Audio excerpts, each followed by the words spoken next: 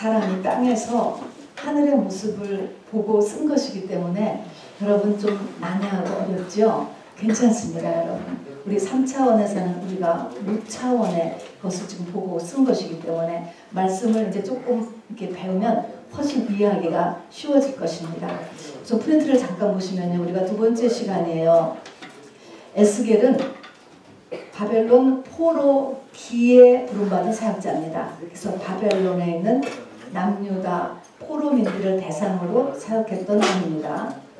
자, 그걸 한번 천천히 같이 읽어보겠습니다. 서론입니다. 시작. 요한계시록이 쓰여졌을 당시 기독교는 로마 제국의 최악의 압박 속에 있었다. 그렇죠? 에스겔이 부름받았을 때, 오늘 이제 1장 시작하는 것입니다. 같이 읽겠습니다. 에스겔이 부름받았을 때도 그의 주변은 절망감에 모든 것이 무너지는 시점이었습니다.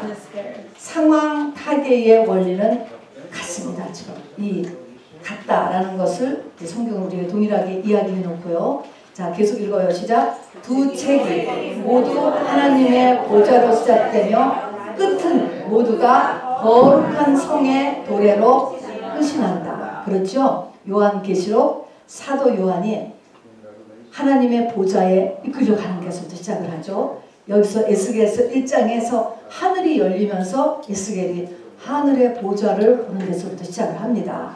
자, 그래서 이렇게 하나님의 보좌로 지금 절망 가운데 하나님의 보좌로 시작되는데 끝은 모두 다 거룩한 성의 도래로 끝나요. 우리 요한계시록은 무슨 성이죠? 새 예루살렘 성. 여기 에스겔서는 끝에 여호와 삼마라고 부르는 새 성전이 등장합니다. 똑같은 것입니다. 결국은 이것이 우리 인생의 목적은 뭡니까? 새 예루살렘 성이 되는 것이야 라고 하는 것을 나타냅니다. 에스겔서에는요, 성경 66권 가운데 생기, 영, 바람, 주의 신, 성령, 성신 다 뭐를 상징하죠? 다 성령이에요. 다 성령. 우리가 지금 쓰는 용어는 성령이에요. 성령을 의미하는 단어가 가장 많이 등장합니다. 그래서 이게 성령의 책이에요. 이 구약 성경임에도 불구하고 성령입니다. 자, 우리 잠깐 우리 역사를 보면요, 이 남유다죠. 남유다가 바벨론의 3차 공격에 의해서 완전 멸망을 한다고 했죠. 역사적인 사건이었습니다. 그래서 1차 공격 605년, 2차 공격, 3차 공격. 근데 왜 한 번에 싹 다 멸하지 않고 하나님 이렇게 세 번에 나눠서 하셨다고 그랬죠? 그 중간중간이 경고하고 기다리시는 기간이에요. 혹시 하면서 하나님이 기다리는 거라서 거의 한 10년 이렇게 되잖아요. 자, 그래서 어쨌든 바벨론이 1차 남유다를 공격했을 때 바로 그때 잡혀간 우리 사람 중에 하나에 다니엘이 끼어 있습니다. 다니엘 선지자. 다니엘도 잡혀가서 현지에서 부름받죠. 그때는 그냥 소년이었을 때 15살의 나이 또 잡혀갔는 걸 압니다. 2차 공격했을 때 또 왕과 또 많은 중요한 인물들이 잡혀간 중에 하나가 에스겔이 잡혀갔습니다. 에스겔이 그때가 몇 살이었다고요? 25살 때. 에스겔은 제사장의 아들이었기 때문에 25살부터 제사장 인턴십 시작하는 날이에요. 사실은. 그리고 30세부터 제사장 그냥 내려오는 거니까 고대 사회에서는 제사장이요. 자, 그래서 25살의 나이인데 그때 잡혀갔습니다. 그러니까 바벨론 2차 공격 때에 에스겔은 잡혀서 지금 이옥만리 바벨론 그발 강가에 지금 포로 수용소에 지금 있는 것입니다. 자, 그래서 그 밑에 것을 우리가 한번 눈으로 읽어보면요, 이제 25살에 나라의 멸망으로 이옥만리 바벨론의 포로로 잡혀와서 5년째 난민 수용소에 있는 에스겔이에요. 자, 우리는 지금 다 아니까 이렇게 읽지만 그때의 사람의 심정이라고 한다면은 나는 이 가운데 어디에 속하게 될 것인가 한번 생각해 보세요. 대부분 잡혀온 사람들은 좌절의 날들을 보내고 있었어요. 뭐 가족 단위로 잡혀온 것도 아니고 그냥 뽑혀온 거예요. 잡혀온 답은 좌절의 날. 그러고서 그냥 노동을 하면서 대책 없이 있는 거니까 대부분 다 좌절의 날들을 보내고 있었고, 그 중에서도 더한 사람들은 아예 그냥 이미 5년이 됐기 때문에 자포자기 하는 것이고, 일부는 이것도 그냥 경박한 낙관주의라고 이렇게 보통 표시를 해요. 이것은 뭐냐면 그냥 대책도 없지. 아, 하나님이 어떻게 해주시겠지. 우리 하나님은 전능하신데 이렇게 그냥 생각하고 믿으려고 하고 그러는 거예요. 근데 우리가 알아들 것은 이것을 경박, 이걸 믿음이다 라고 하지 않고 이것은 하지 않아야 될 내용들이네요. 경박하고 경박한 낙관주의 이렇게 얘기를 해요. 그 이유는 뭐냐면 이렇게 갔다고 절대로 문제가 해결되지 않기 때문에 그렇습니다. 뭐예요? 참된 회개 없이는 저절로 되는 건 없어요.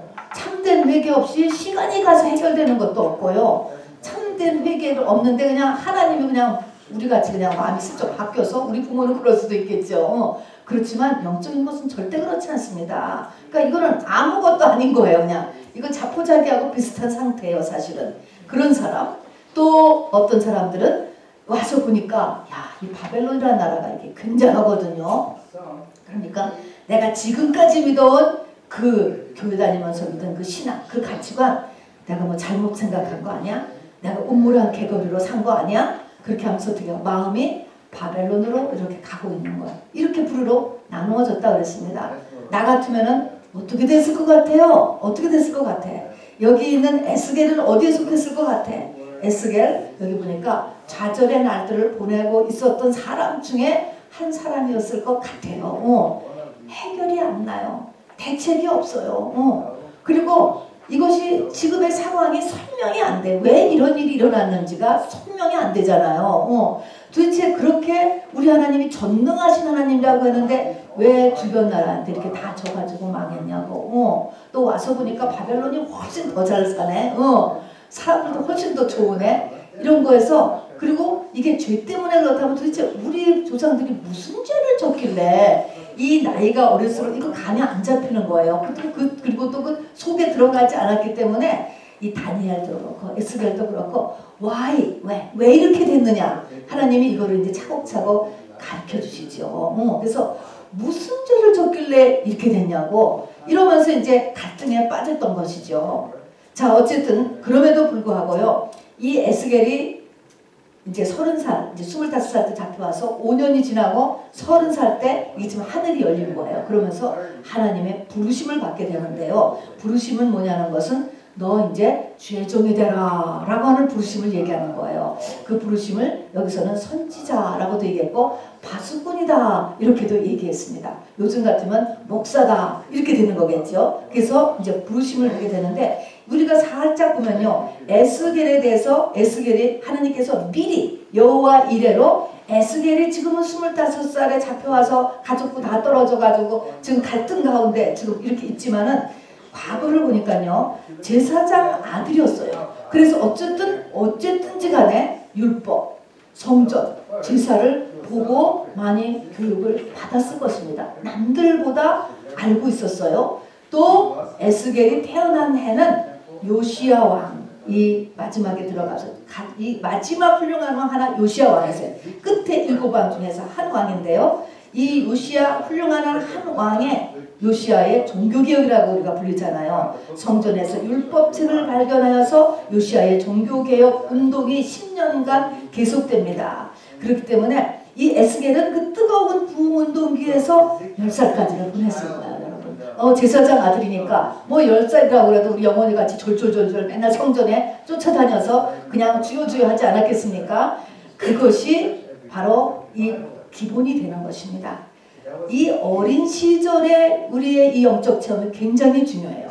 자 그래서 시대를 하나님이 변혁을 시킬 때마다 어릴 때부터 다루는 거예요. 그래서 우리가 왕정으로 이제 넘어갈 때 이 복잡한 이 사사 시대가 끝나고 왕정으로 넘어갈 때 이제 거기에 사무엘을 하나님이 딱 택하잖아요. 그 사무엘도 어렸을 때부터 바로 한나에서 받쳐져 가지고 바로 하나님 앞에 훈련을 받게 되는 게 나옵니다. 그래서 그것이 바탕에 깔려 있었어요. 그 다음에 이 포로로 이제 에스겔이 2차 포로로 잡혀가기 그 전에 이 고국에서는 바로 에레미야가 계속 사역하고 있었습니다. 그래서 완전 멸망할 때까지도 에레미야는 이제 멸망할 때까지 거의 40년을 사역을 하셨으니까 에레미야가 마지막 멸망할 때까지는 고국에서는 에레미야 또 3차 완전 멸망할 때 저쪽 바벨론에서 누가 있었다 그랬죠? 에스겔이 이제 하나님 앞에 부름받고 하려고. 그래서 하나님의 백성을 결코 하나님이 내버려 두지 않으세요. 하나님께서 붙잡으신다라는 것을 우리가 알 수 있습니다. 어쨌든 이렇게 에스겔은 놀랐지만 하나님이 미리 다 예비하고 계셨다는 것입니다. 에스겔서가요, 여러분께 보면 몇 장까지 있는 거 얼른 보세요. 몇 장까지 있죠? 48장까지. 길어요, 여러분. 48장까지 있는데 크게 세 구조로 나눠집니다. 자, 세 구조로 나눠지는데 이제 크게 중간에 이 이혼 나라들에 대한 예언, 그것보다 더 크게 나누면 크게 두 구조예요. 두 구조로 나눠지는데요. 이 두 구조가 어디서 날라지냐면은 남유다가 완전 멸망, 3차 바벨에서 완전 멸망 확정, 요거로 인해서 나눠져요. 그럼 왜 나눠지느냐? 메시지가 완전히 달라지는 거예요. 하나님의 선지자들한테 주는 메시지가 에스겔에서도 마찬가지죠. 에스겔은 이제 부름받고 나서 30살에 부름받았어요. 그때는 아직 자기는 2차 포로에 잡혀갔잖아요. 아직 3차 포로 이 침략기가 아니었기 때문에 아직 완전히는 안 망했다고요. 그렇게 될 때까지 6년 기간 열심히 사역을 했다고요. 열심히 사역을 했는데도 불구하고 바로 이 6년 사역한 다음에 고국이 완전히 멸망했다는 소식을 듣게 됐죠. 근데 나라가 완전히 멸망이 확정되기 전까지의 메시지와 멸망이 확정된 후의 메시지가 다른 거예요. 그러면 아직 그냥 다 죽어가 꺼져가는 그냥 등 뿌리고 상한 갈 때 되기 전까지의 메시지는 뭐죠? 1장부터 24장까지의 메시지는 뭐라 그랬죠? 한마디로 하면은 회개하라. 그때까지는 회개하라. 자, 그래서 여러분 빨간 밑줄에다가 꼭 써놓으셔야 돼. 아직 완전히 망하지 않았거든. 회개하라. 간단해요. 그냥 메시지 회개하라. 자, 그 다음에 정말 완전히 망했어. 이제는 불가능. 도저히 회복, 이제 다시 돌아가는 거는 가능성 제로. 이렇게 딱 된 다음에는 그게 33장부터 끝에 48장까지. 그때의 메시지는 뭐예요? 회복된다. 그거예요. 회복된다. 회복된다는 거예요. 회복된다는 메시지를 합니다. 그런데 이때 회복된다라고 하는 것은 우리가 세상적으로 생각하는 회복이 아니에요. 내가 밀리언을 날렸어. 그러면은 회복된다는 빌리언을 주신다가 아니에요, 여러분. 건강을 날렸고 자식을 또한 가정을 뭐든지 간에 아주 제로로 떨어졌다고 해요. 그랬을 때 하나님이 회복된다라고 하는 이 회복은 세상적인 회복이 아니라고 그랬습니다. 자, 무엇을 줍니까? 그 네모난 박스가 있죠. 너에게 뭐를 준다? 예수를 준다는 것입니다. 예수 준다. 우리가 했죠. 그래서 하나님께서 한 목자를 그들 위에 세우겠다. 다윗 같은 목자를 세우겠다. 완전히 망한 그 사람에게 다윗 같은 목자를 세워주겠다는 거예요. 예수를 너에게 주기 시작한다는 거예요. 이제부터. 그래서 예수를 준다는 것이고, 자, 예수를 준다고 해서 우리가 한 번에 예수 받아서 내가 짱 예수가 되는 게 아니죠. 속사람의 성장이 시작하는 거야. 속사람이 이제부터 예수로 해서 커나가야 돼요. 겉사람은 약하여지고 속사람이 성장하죠. 여러분, 우리가 죽은 다음에 가져갈 거는 속사람밖에 없어요. 그래서 영원히 가는 것입니다. 그래서 성장을 하게 돼요. 예수를, 내 속에 있는 예수의 분량이 점점 커져서 어디까지 가야 돼요? 예수님이 나의 주인이 되는 데까지 가는 거잖아요. 이거를 신랑이 된다 이렇게 얘기합니다. 내가 신부가 된다. 나의 겉사람이 죽고 내 인생의 주인이 예수가 되는 거예요. 자, 신랑이다 라고 하는 의미는 뭐예요? 머리라는 거예요. 머리. 그래서 남편이 머리다 라고 하는 것은 이 머리에 의해서 우리의 모든 것이 다 움직이잖아요. 그래서 예수님이 머리야. 내가 예수님이 하려는 대로 하는 것, 요게 신부가 된 것입니다. 그래서 요한계시록에 보면은 신부된 자는 이마에 예수님의 이름, 하나님의 이름이 써 있어요. 여기에 내 이름이 없어지고 영어로 보면은 라스트 네임이 전부 예수야. 이렇게. 왜냐하면 머리가 달라졌다. 지금은 우리 머리가 누구예요? 내가 머리잖아요. 다 내 마음대로 살잖아요. 근데 이게 아니고 내가 아내가 되었다, 예수님의 신부가 되었다 하는 것은 예수님이 나의 머리가 되었다는 것이죠. 자, 그래서 이렇게 되면 나에게 새 영이 주어져요. 새 영, 이거는 나의 새로운 심장, 새로운 영이라고 하는 기관이에요. 원죄를 가지고 있는 그 영이 아니고 새 영으로 심장 이식 수술을 받게 돼요. 그리고 이것이 혼의 레벨로 보면은 이 새 영을 가진 사람은 새 마음을 갖게 돼요. 하나님의 마음을 가져요. 상처도 없어지고 트라우마도 없어지고 여러분, 그래서 부드러운 마음이 되고 온유한 마음이 되고 이제부터 그러면 이따 이 모든 것이 다 풀어지죠. 그래서 새 영과 새 마음을 준다. 그래서 이것을 구체적으로 보면은 오순절 마가 다락방의 사건을 우리에게 주신다는 것입니다. 오순절날 마가 다락방에서 120명의 예수가 탄생했잖아요. 이때부터는 성령이 권능이 돼요. 권능의 성령이 돼요. 권능의 사람이 되는 것입니다. 이러면 땅끝까지 가는 거예요, 이제. 자, 그래서 요것으로 이렇게 회복을 시켜준다는 거예요, 회복이. 에스겔서는 48장인데요. 그 중에 3분의 2가 이제 우리가 쭉 보면 알지만 이스라엘 백성들, 남유다죠. 이스라엘 백성의 범죄한 내용이 쫙 에스겔을 통해서 알려져 있어요. 죄 때문에 심판을 받아서 지금 이렇게 바벨론 포로로 잡혀온 거야. 이거죠. 근데 못 깨달았어요. 자, 그러나 에스겔은 성령의 도우심으로 그걸 다 하나님 앞에 이렇게 보고 듣고 깨닫고 하면서 하나님에 대한 모든 오해를 다 풀었어요. 에스겔은 다 풀고 나머지 전력을 다해서 바로 사역을 하게 됐죠. 에스겔이. 우리도 알면 우리 하나님 앞에 오해될 게 하나도 없어. 우리 하나님 도대체 왜 이러시지? 그런 게 없다니까요. 자, 그래서 이제 우리 1장 두 번째 페이지 들어갑니다. 1장에 환상이 1장 1절부터 하늘이 열리죠.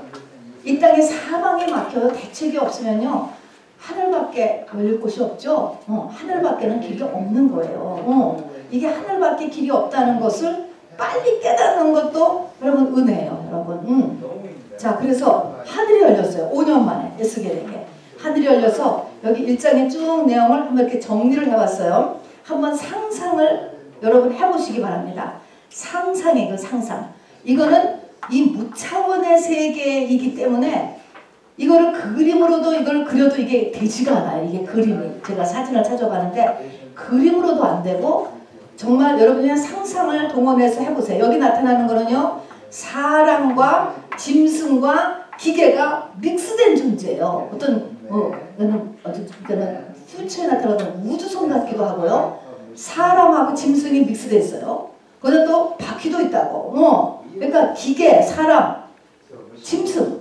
짐승에서도 여기서 사람, 사자, 소, 독수리 이렇게 등장하잖아요. 그럼 하여튼 굉장한 모습이야. 굉장한 모습이 이제 네 생물을 보이고 네 생물 위에 아주 푸른 하늘이 보이고 그 하늘 위에 하나님의 보좌가 있어요. 이걸 지금 다 보는 것입니다. 저 어쨌든 맨 처음에 시작은요. 폭풍을 보는 거예요. 폭풍. 하늘에 큰 폭풍이 일어나요. 그리고 큰 구름이 일어나면서 구름 속에 가만히 보니까 불이 있어요. 불이 오는 거야. 근데 그 불 속에 보니까 번쩍번쩍하는 쇠가 들어있다. 이렇게 보는 거예요.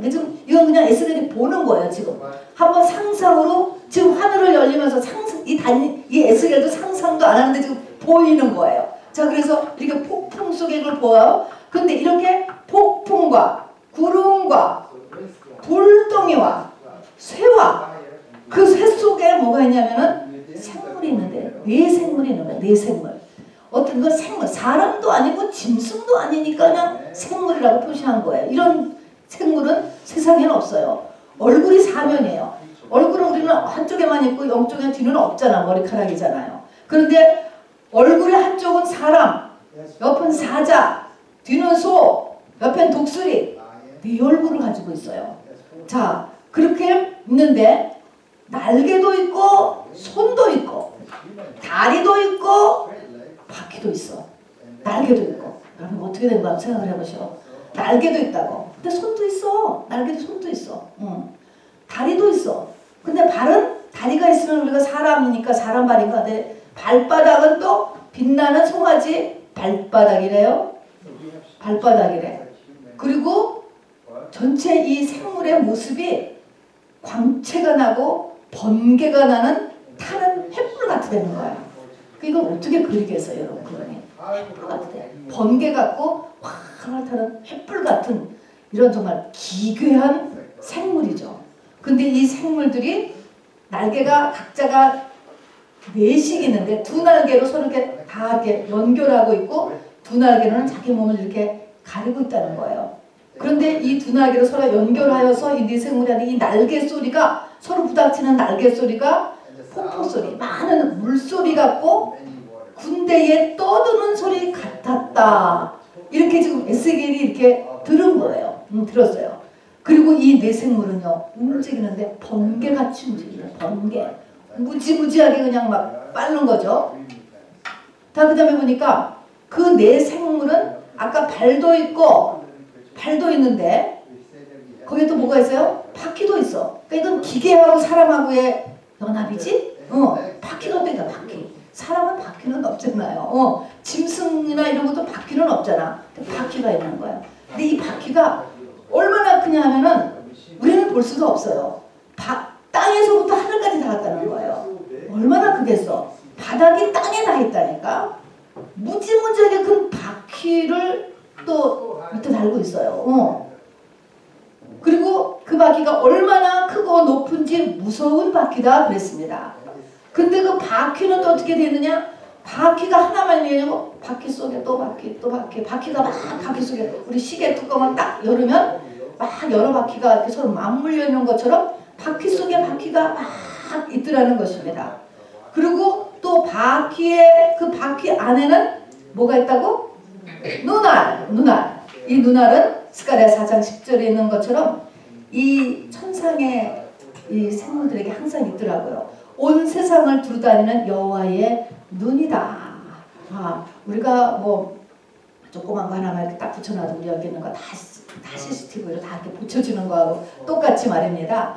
이렇게 그렇게 다 중계방송하는 이게 여호와의 눈이에요. 우리의 지금 이 현장도 다 중계방송된다고. 그것뿐입니까? 우리의 생각과 마음까지도 이게 다 중계방송되는 이게 눈이에요. 여호와의 눈이 가득 있는 거예요. 그리고 거기에 또 뭐가 있느냐? 영이 있다는 거야. 그 생물에 영이 있어서 그래서 그 영이 이렇게 움직이는 대로 전체가 움직이는 거예요. 그런데 얼굴이 내면이잖아요. 이 내면인데 우리가 자동차, 바퀴하면 우리가 자동차 생각하니까 앞으로 가서 뒤로 가려면은 차가 이렇게 돌든가 돌아서 가야 될 것 같지 않아요? 근데 이거는 뭐예요? 사방으로 갈 때 돌이키지 않고 다 이쪽으로 가고 싶으면 이쪽으로 가고 그 다음에 이쪽으로 가고 싶으면은 돌아서 가는 게 아니고 또 이쪽으로 가고 이렇게 사방을 자유자재로 가는데 그래서 이거를 보고 예수님은 외계인이다. 그렇게 이야기하는 사람들이 있었어요. 지금도 있고. 정말 외계 우주선 온 것 같지 않아요? 근데 이것이 하여튼 이것이 이 천상의 모습이에요. 이것이 벌써 이것이 2700년 전에 이랬으니 뭐 지금도 마찬가지 똑같은 이런 모습입니다. 그래서 사방으로 그냥 움직여요. 자, 그래서 그거를 이렇게 봤죠? 그걸 보고 있는데 이 생물, 사람 생물 기계가 합해진 요 존재가 생물이야. 생물이라고 이름하는 거예요. 요 생물의 머리 위에는 아주 광대한 궁창, 하늘이에요. 궁창이 있고 그리고 그 궁창 위에 보니까 남보석 같은 푸른 보좌가 있고 그 위로 아주 광채가 나는 사람의 모양 같은 어떤 형상이 있는데 허리 위는 쇠 같으더래요. 그런데 허리 아래와 아래 그리고 그 형상의 속과 주위는 전체가 다 파랗다는 돌이더라는 거야. 여러분의 상상을 해서 한번 이걸 보면서 한번 해보세요. 이것이 우리는 지금 하늘이 안 열려서 우리 비행기밖에 못 보잖아요. 사우스 웨스트가 날아가는 거나 이거밖에 못 보지만 이게 열리면 지금 이런 걸 보는 거야 우리가. 이게 열리면 저 하늘이 열리면 이걸 본다니까 똑같이. 그러니까 우리는 에스겔을 대신해서 저 하늘이 영적으로 열리면 이런 게 딱 있구나. 네 생물이 있고 그 네 생물이 땅하고 다 있어요. 지금 바퀴가 다 있다니까요. 네 생물이 있고 또 거기 궁창이 있고 하나님이 그 위에 계시는구나. 라고 아시면 돼요. 자, 어쨌든 이 하나님은요, 여기에 보니까 세 가지. 불이요, 불덩어리, 확 타오르는 숯불 같고 횃불 같고 불덩이, 다음에 영광 덩어리. 이게 뭔지는 몰라요. 너무너무나 영광스러워서 보고 이 에스겔이 그냥 엎드러졌다는 영광스럽고, 그 다음에 엄청난 빛. 우리가 하나님은 빛이시라 그러잖아요. 말씀을 주고 그리고 너희는 세상의 빛이라. 그래서 우리가 그냥 내 안에 불이 어둡지 아니하나 보라. 우리는 그냥 쬐끄만 불 가지고 그러는데 하나님은 그냥 빛덩이, 불덩이, 영광덩이, 그런 하나님이 그 위에 계신 거를 봤어요. 자, 그걸 보면서 그냥 충격이지, 충격. 그런데 여기서 이제 지금 에스겔이 깨달은 것은 병거라는, 그러니까 바퀴를 병거라고 하는 건데, 이 바퀴를 보면서 뭘 깨닫냐면, 지금 에스겔은 뭐에 지금 트라우마가 있냐면요, 야, 이 바벨론이 쳐들어왔는데 병거, 전차, 바퀴를 가진 이런 무기를 가지고 와서 이스라엘을 쳐들어온 거예요. 이스라엘은 무기가 없어요. 칼과 방패가 좀. 그런데 이렇게 바퀴가 달린 거를 몰고 와가지고 전멸당했는데, 그래서 와, 우리나라는 이렇게 뒤지고 저런 이런 병거가 있으면 이겼을 텐데. 그런데 하나님의 병거를 본 거예요. 그 병거가 얼마나 커요? 땅에서부터 하늘까지 닿는 큰 병거라니까. 와, 이거는 바벨론의 병거하고는 비교도 안 되는구나. 그런 느낌. 그 다음에는 이 영이 이 바퀴를 돌리면서 딱 느낌이 뭐를 받느냐면요, 역사의 수레바퀴, 사람의 인생의 수레바퀴. 이거를 누가 돌려? 하나님이 돌리시는구나. 이 세상에서도 우리의 역사의 수레바퀴는 막 이런 말 하잖아요. 우리의 인생을 돌리고 있는 분이 하나님이시구나 라는 걸 깨닫고요. 세 번째는 뭐예요? 사람 팔자 시간 문제다, 이런 말이에요. 이건 뭐냐면 바퀴가 도는데 보니까 땅에 딱 박혀서 진흙터미에 박혔던 그 바퀴가 어떻게 돌리니까 쫙 올라가잖아요. 가난했던 사람이 부하게 되고, 그래서 아까 대표기도 때도 있잖아요. 가난했던 자가 부하게 되고, 천했던 자가 귀족이 되고, 이렇게 되더라는 거예요. 사람은요, 내 지금 위치가 영원히 갈 거라고 생각하시면 안 돼요. 변해. 자, 그래서 그거를 깨달았어요. 자, 그 다음에 그래서 바퀴를 보고 세 가지를 딱 에스겔이 깨달아요. 그 다음에는 수많은 그 눈알 있잖아요. 눈알을 보면서 나의 모든 것을 다 아시는구나. 땅의 모든 소식을 다 아시는구나. 우리나라 망한 거, 이렇게 해서 이렇게 우리가 지금 전부 다 낙심에 빠져 있는 거, 많은 사람이 바벨론으로 지금 다 넘어가려고 하는 거 다 아는구나. 깨달았어요. 그 다음에 이 바퀴가 하고 그 네 생물들이, 바퀴를 탄 네 생물들이 움직이는 게 번개같이 계속적으로 막 움직이면서 살아계신 하나님, 하나님 없는 줄 알았거든요. 우리나라 망한 거 보니까, 내가 이렇게 고생하는 거 보니까, 기도해도 응답도 안 해주시는 거 보니까 하나님 없는 줄 알았는데 살아계신 하나님, 번개처럼 빨라요. 살아계신 하나님. 그래서 에스겔이 깨달은 게 뭐예요? 하나님이 모르시는 일은 없다. 하나님이 허락하지 않은 일이란 이 땅에 없다 하는 것입니다, 여러분. 그래서 하나님의 위대하심에 압도되었습니다, 에스겔이. 그래서 에스겔 1장에서 이제 이 에스겔이 이 절망 속에 있다가 일어나는 것입니다. 결국 뭡니까? 우리의 진정한 소망은 뭐 할 때 생겨나요? 하나님을 알 때 생겨나는 거예요. 진정 하나님이 나한테 임하면 여러분 살아나는 거예요. 일어나는 거예요. 무에서 유가 창조되는 것입니다, 여러분. 전능이 일어나요. 창조가 일어난다니까요. 이 진정하게 하나님을 아는 게 중요하다는 것입니다. 이게 하늘이 열리는 거예요, 결국은. 자, 그리고 이런 자기 존재의 바닥에서부터, 나의 밑바닥 속에서부터의 이런 하나님에 대한 확신이 없이는 마지막 때 사명자가 될 수 없어요, 여러분. 마지막 때 사명을 감당할 수 없습니다. 왜냐면 마지막 때는 굉장히 어두워지는 세대이기 때문에 이런 확신을 우리가 갖지 않으면 설 수 없어요. 이게 지금 대상이 누굽니까? 포로들을 대상으로 지금 사용하는 것입니다. 자, 이런 에스겔, 다니엘도 그렇게 훈련을 받았습니다. 자, 그래서 이것도 우리에게 필요한 것이죠. 자, 여기서 잠깐 우리가 에스겔서 1장은 전체가 다 환상이에요. 환상. 환상이 에스겔에서도 많이 나오는데요. 이 환상에 우리 같은 세가들이 그냥 참조로 알아두기를 원합니다.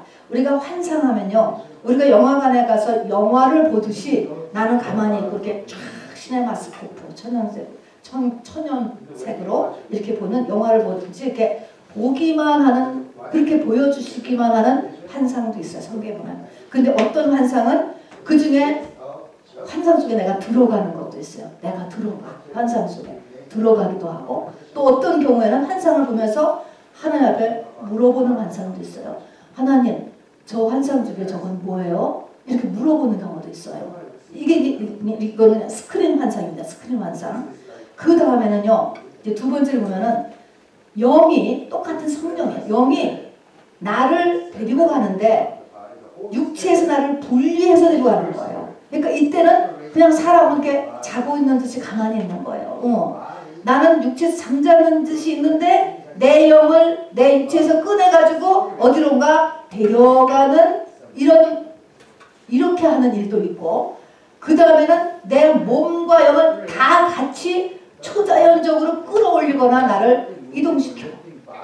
비행기를 안 타도 여기서 나를 깜짝같이 한국에다 갖다 놓을 수도 있을까 없을까? 성경 보니까 있어요, 여러분. 비행기 그냥 막 14시간씩 안 타도 갈 수 있더라고. 하나님이 하시면 그게 하는 거예요. 성경에 그게 있어요. 자, 그래서 요한계시록 4장에도 보니까요, 사도 요한에게 이리로 올라오라 라고 하면서 올라갔을 때는 사도 요한이 영만 올라간 거야. 그때는 몸은 가만히 있고요, 영이 그냥 올라갔어요. 고린도후서 12장에도 사도 바울이 3층천을 갔다 왔는데 자기가 그때 몸 안에 있었는지 몸 바깥에 있었는지 모르겠다. 몸 바깥에 있었. 이것은 몸 안에, 몸은 사도 바울은 그냥 어딘가에 그냥 이렇게 누워 있었을 것이고 자고 있었을 것이고 몸 바깥에 있는 거야. 자기가 몸 바깥에. 그래서 육체에서 영이 나왔다라는 것을 얘기합니다. 그래서 육체는 그냥 두고 거기서 영을 이렇게 빼내면 우리는 영이 나예요, 여러분. 육체는 집이야. 사실은 아무것도 아니에요. 우리는 육체가 전부인 줄 알지만 육체는 집이고 옷이야. 아무것도 아니에요. 이거는 빼면, 내 속을 빼면 아무것도 아닌 거예요. 죽었다 그러는데 아무것도 아니라니까, 이거는.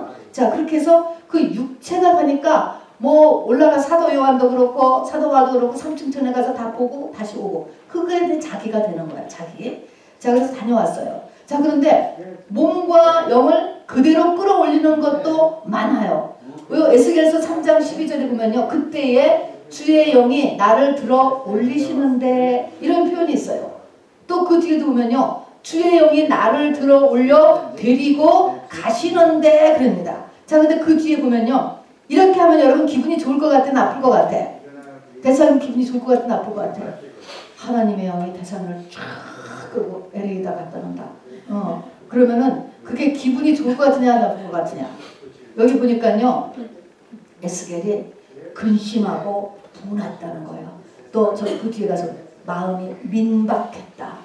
화가 나는 거야. 자기 그러고 싶지 않은데 이 신비 체험을 하는데요.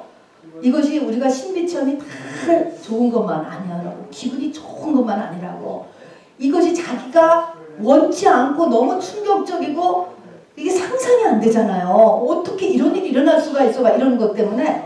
그래서 마음이 굉장히 이렇게 분한 마음이었다, 걱정스러운 마음, 이렇게 표시하고 있으니까 아, 그렇겠구나 라고 그냥 아는 거죠. 또 좋을 수도 있겠죠, 어떤 사람의 경우는. 자, 그래서 보니까 이게 에스겔서 아니고도요, 신구약에 많아요. 열왕기하 2장에서도요, 여호와의 성령이 엘리사를 들고 가다가 어느 산이나 어느 골짜기에 던지셨을까? 이렇게 말들을 해요. 하나님의 영이 엘리사를 이렇게 끌고 다닌다 라고 하는 것을 사람들이 알고 있었어요. 사도행전 8장에도 보면 성령이 빌리벤테 이디오피아 내시를 샥 만나도록 했어요. 만나도록 하고 그러니까 슉 그로 데려갔다고요.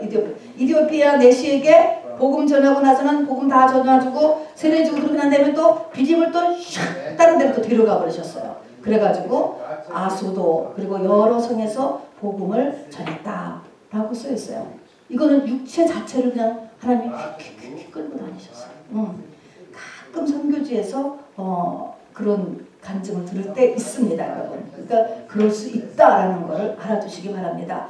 근데 에스겔서에는요, 이런 그런 게 지금 굉장히 많아요. 근데 이것이 많은 경우에 이게 몸째 움직인 것인지 아니면 영을 그 사람의 몸에서 빼서 영만 한 것인지는 모르겠는 것도 꽤 많아요. 그냥 메시지를 우리가 받으면 되는 거예요. 그러니까 어떤 때는 확실하게 알겠는데 어떤 때는 이게 몸이 같이 간 건가 아니면은 영만 빠져나간 건가 잘 모르겠는 부분들도 있다 하는 것입니다.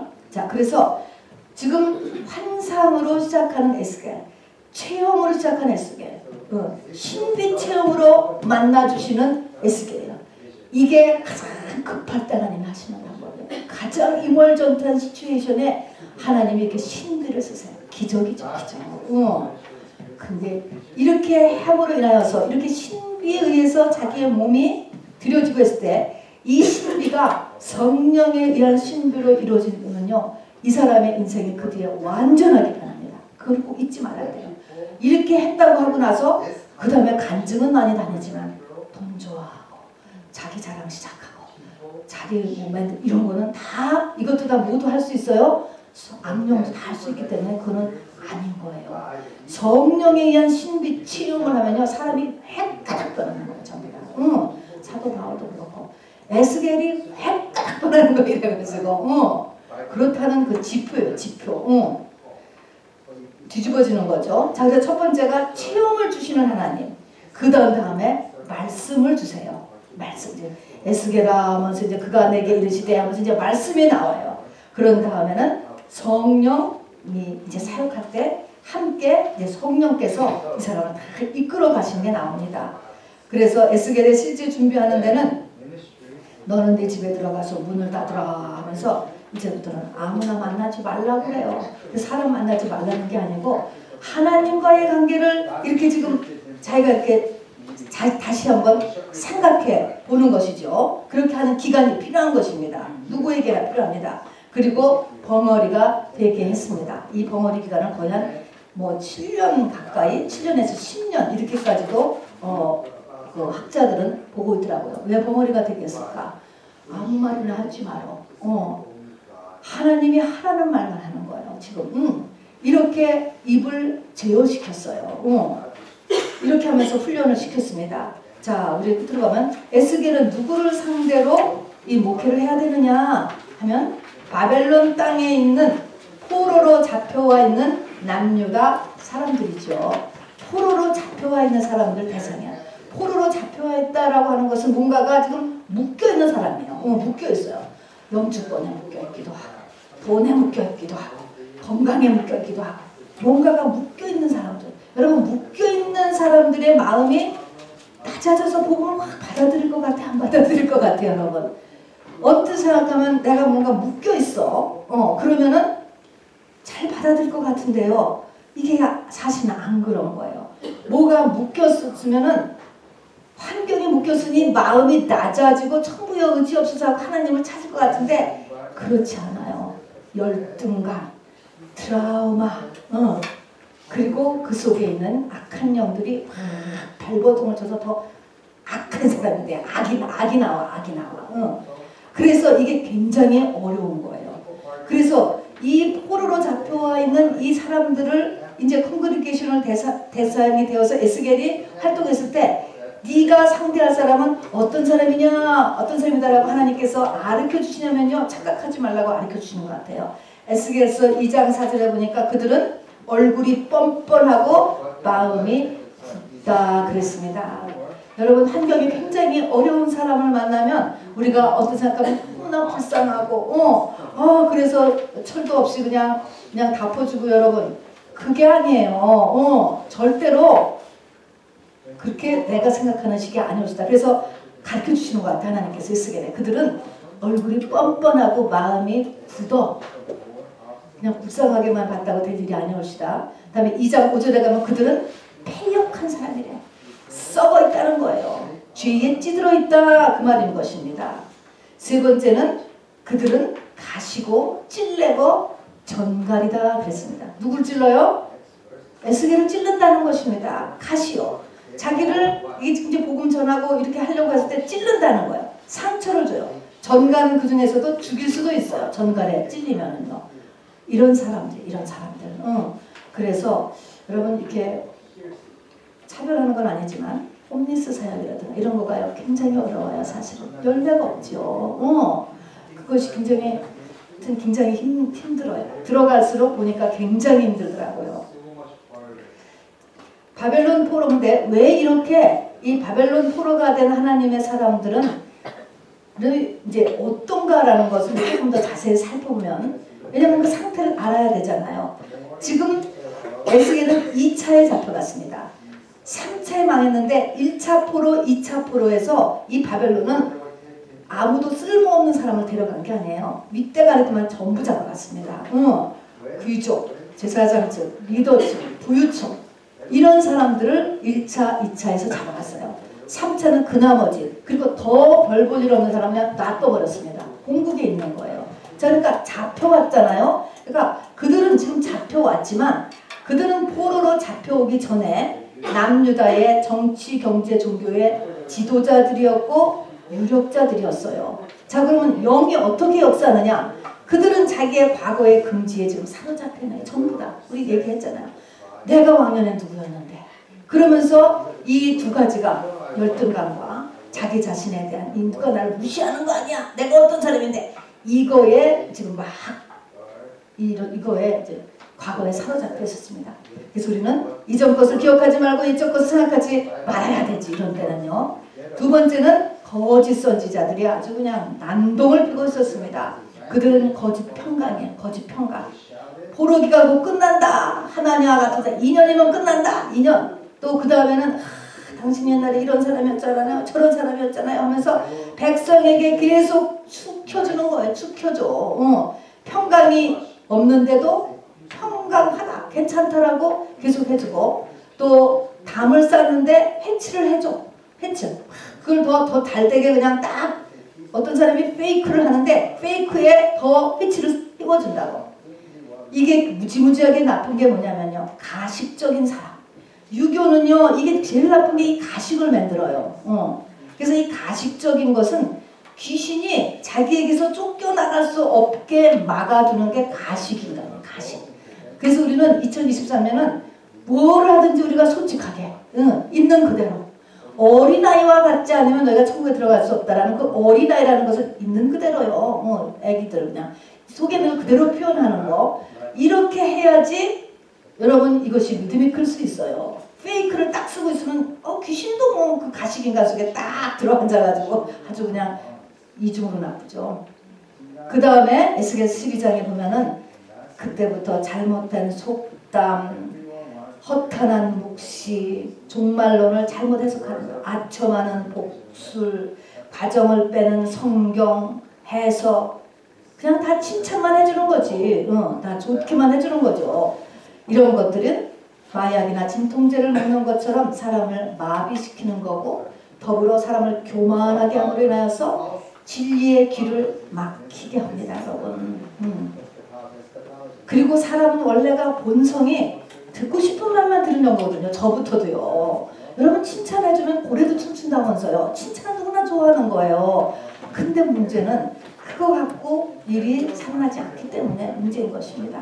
오늘 이 에스겔은 뭐를 먹게 하냐면은 두루마기를 먹는데, 하나님의 말씀을 먹는데 애가와 애독과 재앙의 말이 가득 적힌 하나님의 말씀을 먹는 거예요. 이걸 전해야 돼요. 자, 왜 그러냐면 우리가 지난 시간에 됐지만 예루살렘 성이 무너지는데, 성을 침공해로 들어오는데 누가 침공이냐? 아수르가 침공해 오래. 바벨론이 침공해내. 그런데 바벨론이 아니고 에스겔은 그게 누군 걸 알았어요? 하나님이 침공해 온다. 영으로 보니까요. 그거를 붙잡고 있는 건 하나님이시라는 거예요. 그래서 하나님을 믿는 자들에게는 하나님이 침공해 오시라는 거예요. 바벨론이라고 하는 옷을 입고 하나님이 치우시고, 돈 문제라는 옷을 입고, 병이라는 옷을 입고, 부부불화, 자녀 문제, 이거 다 하나님이 주시는 거라는 것이죠. 자, 그래서 눈에 보이는 문제가 아니라 하나님과의 관계가 문제다 그랬습니다. 그래서 이제 에스겔에게 하나님께서 이제 부르시는데 그거를 뭐 예언자다, 선지자다, 목사다, 선교사다 이렇게 부르는 게 아니고 한 그 역할로 부르는 거예요. 우리도 다 이 역할로 지금은 사실은 나가야 돼요. 어떤 역할이냐? 파수꾼이라는 거예요. 우리 시대 파수꾼이 돼야 돼요. 자, 그럼 내가 파수꾼, 우리가 알다시피 파수꾼은 적군이 오는가를 살펴가지고 알려주는 사람이죠. 근데 내가 파수꾼으로 부름받으려면 제일 먼저 해야 될 것이 파수꾼은요 성무에 올라가는 거예요. 이렇게 높은 데 올라가야 이렇게 보이니까 지금 같으면 CCTV 이렇게 보면 되겠지만 그런 게 없으니까 그때는 높은 데 올라가야만 보이는 거예요. 이 영적인 원리가 우리가 파수꾼을 하려면 남보다 높게 있어야지 돼. 높게. 그렇죠? 높지 않으면은 뭐 안 보이는데 뭐. 그러니까 내가 믿음이 커야 되죠. 두 번째는 파수꾼은 듣든지 아니 듣든지 말을 해라 그랬습니다. 말을 안 하면 책임이 누구한테 와요? 파수꾼한테 온다는 거죠. 우리가 알고도 너 얘기 안 했으면. 그 다음에 그들을 두려워하지도 말고 무서워하지도 말라. 하나님이 마음을 강하게 해주신대요. 네 이마를 다이아몬드같이 강하게 해줄 것이다 라고 했습니다. 그런데 네가 그 사람들한테 갈 때 네가 먼저 하나님의 말씀을 먹고 가야 돼? 듣고 가야 돼? 하나님의 말씀을 내가 먼저 우리 3장 1절을 보세요. 그가 내게 이르시되 인자야 너는 발견한 것을 먹으라. 너는 이 두루마기를 먹고 가서 이스라엘 족속에게 말하라 하시기로 내가 입을 벌리니 그가 그 두루마기를 내게 먹으시노. 우리가 파수꾼의 역할을 감당하려면 반드시 해야 될 것이 하나님의 말씀을 내가 충분히 먹고 가야 되는 거예요. 왜 듣고 가면 듣는 거는 가지고는 안 되고 먹는가의 의미는 뭐예요? 먹으면 내 거가 돼야 돼. 내 거. 이 하나님의 말씀이 내 거가 돼야 된다고. 그리고 내가 남보다 그 사람보다 믿음이 높아야지 이게 파수꾼을 할 수 있어요. 그래서 먹고 가야 돼요. 그리고 이 하나님의 말씀을 먹어서 네 배와 창자에 채워라. 하나님의 말씀에 내가 깊게 사로잡혀야 된다. 이래야지 우리가 이 시대에 이제 구체적으로 전도도 할 수 있고 선교도 할 수 있고 가족 전도도 할 수 있고 무엇이든지 하려면 하나님의 말씀으로 내가 반드시 든든하게 먹고 있어야 돼요. 자, 그래서 시냇가에 심은 나무가 되지 않고서는 아무것도 안 돼. 그것이 깨어있는 것입니다. 자, 여러분들 조금만 더 힘을 내세요. 에스겔에서는 에스겔이 이제 사역자로 부름받는 거잖아요. 바로 1장, 2장, 3장에서 부름받는데 사역이라는 게 무엇이냐라는 것입니다. 자, 목사가 된다. 어떤 사람이 전도사가 된다. 신학교를 간다. 사역은 뭐냐면요. 사역은 뭐예요? 에스겔서냐면요. 이 마지막 때는요. 사역하라는 말씀에 순종하는 것이 이게 사역이에요. 막 그 하라고 하는 하나님의 말씀에 순종하는 거야. 자, 그러니까 눈에 보이는 세상의 결과를 계산하지 않는 거예요. 아무리 했는데도 여기 지금 백성들이 돌아왔느냐? 안 돌아왔거든요. 에레미야도 에스겔도 안 돌아와요. 근데도 하나님은 하시는 거예요. 자, 그래서 보이는 계산. 그러니까 이게 인본주의가 되고 세상의 논리가 밝으면 못해요. 그래서 이 마지막 때는 사역을 못합니다. 그래서 사역은 사역하라는 것이 확실하면 그거 자체에 순종하는 게 사역이에요. 그 다음에 사역은 누구를 살리냐면은 나를 살리는 일이야. 이 사역은. 왜냐면 이 사역은요. 마지막 때는 내가 하는 게 아니고 성령이 하셔요. 그다음에 그 성령이 자꾸 나를 통로하기 때문에 내가 살고 내가 커져요. 그래서 여기 보니까 에스겔서 1장 1절은요. 에스겔이 그발강가라는 데 있었어요. 유프라데스 강의 한 지류라고 하는데요. 그발강가에 그 난민촌에 있었는데 에스겔서 끝에 가서 에스겔서 40장 2절에 보면요. 이 에스겔을 하나님이 매우 높은 산으로 보내세요. 이것이 다 영적인 의미가 있습니다. 그발강가, 그냥 강가에 있던 사람이 매우 높은 산으로 올라간다니까. 내가 이 사역을 하고 해서 누가 커요? 내가 큰다니까. 저도 감사죠. 최고는 나를 위해서 하는 거예요. 내가 성장하는 것입니다. 자, 그 다음에 에스겔서 3장 15절에 보면은요.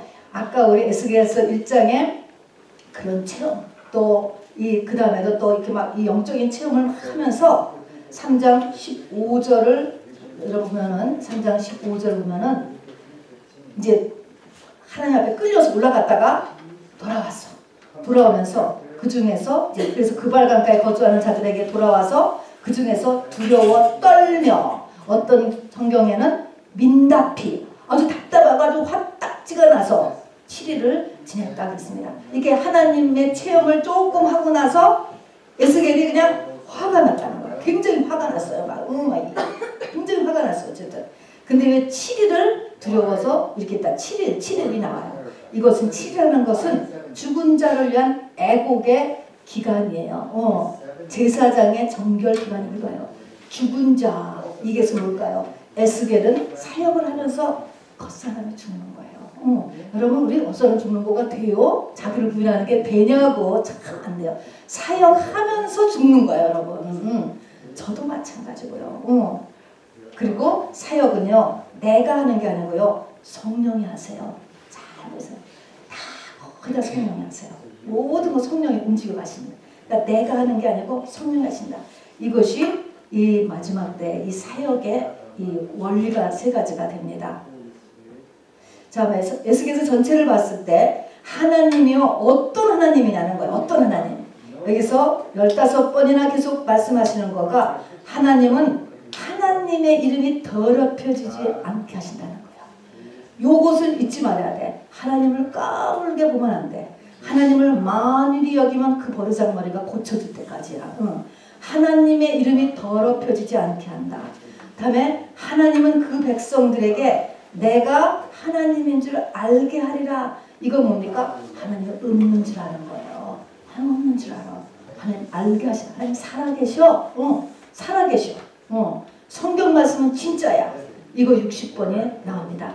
요거에 맞춰서 움직이시는 거예요. 하나님이.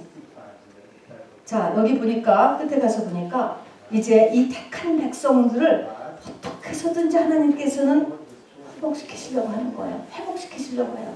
그래서 이 바벨론 포로에 잡혀가서도 지금 에스겔을 통하여서 지금 막 메시지를 정하는데 그 메시지가 보통 설교가 아니고 속담도 나오고 속담도 얼마나 많이 나오는지 몰라요. 아니 세상에 사는 말이니까 환상도 많이 나오고 비유도 들고 또 에스겔이 이렇게 하라고 해서 상징적인 행동을 해. 머리털과 수염을 깎아서 막 칼로 탁탁탁 치기를 하나. 또 뭐 390을 그냥 한편으로 넣어있고 또 40일은 또 왼편으로 들어있고 또 떡을 만들어서 그냥 쇠통에다가 부어서 먹고 뭐 이런 여러 가지 하나님이 이렇게 너희가 망하게 될 것이다. 완전 망하게 될 것이다.